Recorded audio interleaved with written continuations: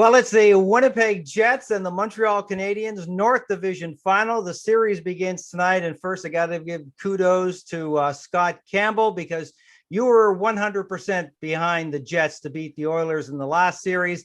I was kind of wishy-washy. I had the Oilers in 4, the Jets in 6, but I'm very happy to see that the Jets won. So now it's the Montreal Canadiens. We talked in the last series, Scott, about the goaltending. And I guess nothing really changes here in round 2. Connor Hellebuck and Carey Price.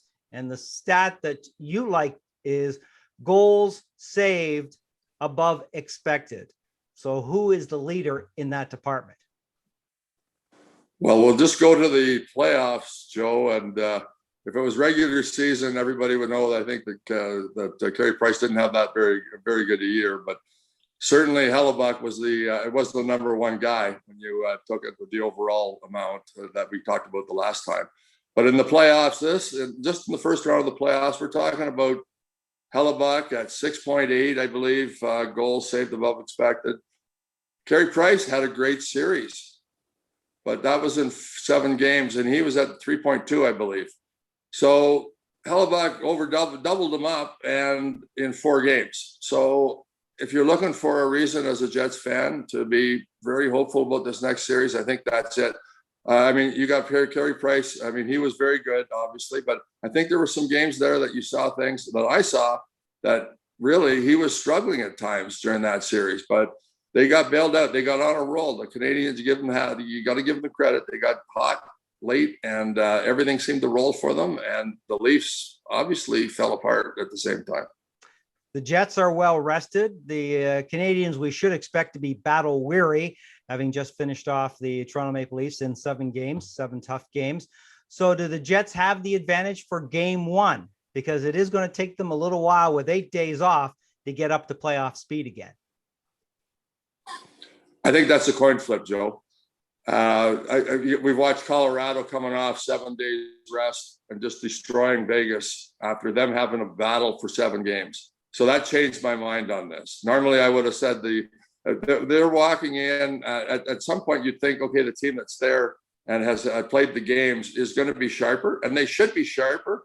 But they also just played a game 7, a very highly emotional win. And I can tell you, sometimes you just don't get that back to the real game right away on those type of things. So I would say that I would actually flip a coin on it. I really don't know which way this is going to go, because it's a great question, rust versus rest. Okay. Winnipeg Jets were not favored in round 1 against the Oilers, but in this series against the Montreal Canadiens, overwhelmingly, they're the choice of many of the so-called experts to win this series. Is it better to be the underdog or the favorite? You think the Jets are the favorite? According to the experts, and many are picking the Jets. Well, you're one of the experts. I was just wondering. Right? I was going to get to my pick later. I don't want your pick. I was trying to catch you early here.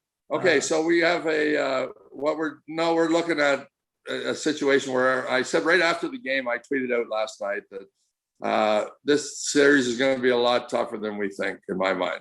The Habs have given, if you remember over the last few years, even when the teams that were the 2018 team was really good, you remember the Habs would give us a lot of trouble with their speed. And it was because they play a high up-tempo straight game that was bang, bang, up great at transition. And the Jets defensemen always had trouble. Even a guy like Bufflin would have trouble handling their speed. And yeah, sure, that team overall was much better, but you always wondered if this team just had a couple more players, could they beat that good team that we had, right? So I would say that this series looks to be, on the paper, sure, they should be gassed. The Habs should be gassed. The Jets should be fresh. So even if they lose the first one, they should do what Vegas did after the Jets beat them in the first game in 2018 and just smoked them the next 5 games, although it wasn't real smoking, but it was 4 straight. Right. And so there's a lot of reasons for people to think that. I don't. I'm thinking that this series is going to go on for a while. I think this Habs team learned something. They played their best hockey in game 7. Price played his best hockey in game 7, as far as I'm concerned, or as good as he was in the whole series. And it's something that I'm going to sit there and go, there's no way I'm going to sit there and say this is a sweep by any stretch. Right. But if the Jets, and I think Paul Maurice said that today, that if the Jets play the same way that they played against the Oilers, limiting the number of turnovers, and we talked about that the last time, how this team in the regular season continually turned over the puck and then got caught in transition, something that didn't happen to them all that often against the Oilers. And if they play that way, I think that, I think they have a very good chance of winning the series. If they just play a simple game straight ahead, put the pressure on Montreal. I agree, but I just don't believe that it should be as one-sided as all those experts were saying. That's all. I totally agree with you, Joe, on that part of it. Yeah, because I think Winnipeg Jets, obviously they have 4 solid lines. The Montreal Canadiens, they have some good lines too, but I think they just seem to just try and capitalize on the Maple Leafs, and which they did when the Maple Leafs turned the puck over, as they did in that series. They were quick to capitalize, and that's how they won. They just 4-man back, and they just waited for the Leafs to come to them and then caused a turnover. If the Jets can stay patient, I believe that they win the series. I believe they're going to win it too. But I also would look at, when you start to talk about depth, once we drop far enough into, you look at a fourth line, just for fun here. Look at the fourth line of Stahl, Armia, and Perry. Two of them old goats, and Armia getting there, and a former Jet that we had some fun with, and he used to do some. A lot of people really liked him when he was here, and we're sad to see him go to be part of that Mason deal to get rid of Steve Mason, myself included. But he's a one-speed guy, but he's a guy that does cause havoc. Yes, and he has caused havoc. Pardon? And he has caused havoc against the Jets. Yes, and so that's their fourth line. Stahl's been around a long time. I mean, if he's got legs left, and he had some, we're saying that they might be gassed. We don't know that. Perry probably played his best game in Game 7. At least he was the most visible that he'd been. So if he's just getting his life and into his legs there, and he's just starting to get into this thing, that line is going to maybe give Nate Thompson all the trouble they can have. And they've actually, that fourth line has been good. So there's things here we can look at. And of course, the Lowry line is going to probably dominate somebody in the offensive zone for more than they're in the defensive zone. But looking at the lines, if you go, the Habs just don't have the big guys. They don't have the Scheifele, they don't have Connor, they don't have the snipers like Ehlers in particular. Nobody has Ehlers pretty much in the whole league, other than a McDavid or something, or maybe he's the only guy that can actually be close to what Ehlers totally brings. But there's something that you can look at and say that's where I look at where Scheifele, that line, if they can keep going where they were in the last series, then maybe we got something that maybe this will be an earlier series than what I think it will be. All right. I think, Jets definitely, in my view, and others have the firepower, and that Scheifele, Wheeler, and Kyle Connor line, they were excellent in the series against the Oilers. And with Ehlers coming back, Ehlers, Stastny, and Dubois should be a formidable second unit. But the power play, Montreal, they find a way to score on the power play. And the Jets did in the last series as well. So I think for Montreal, the key will be, can they take advantage of the power play? And we know that Corey Perry is going to stand right in front of Connor Hellebuyck and make his life as difficult as possible. Well, but I thought the Habs had the worst power play in the league, or one of the worst, next to Nashville all year long. So they're okay when they get set up in the zone.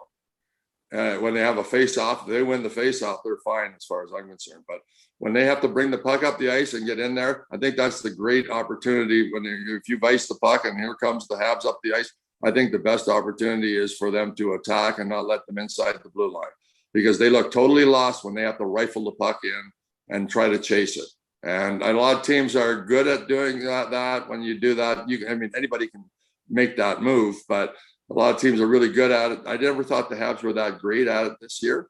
I haven't seen a whole lot to change my mind in the playoffs. A little bit better, but not enough to where if the Jets do their best penalty killing, when we see them pressure, I love pressure PK. Mm-hmm. And if they start pressuring before that blue line, I think that they can give them an offer in a lot of games. So we'll see what happens. Defensively, the Jets have 3 solid pairs. The Montreal Canadiens dress 6, but they like to play mainly 4 players. And of course, their third pairing, Kulak and Gustafsson, that's their third pairing, but they don't seem to ever be on the ice together. One of them is either playing with Weber or the other one's playing with Sherratt. They don't seem to ever want to put those two on the ice together. No, that's why the series goes late. The advantage certainly goes. Even now, off the start, we're playing Wednesday, Friday, Sunday, Monday. So that's got to catch up with them playing Sherratt and Weber that much. And those two guys are decent players in their own right. I mean, they're young guys that are not one, relatively young, one of them, but they can move the puck.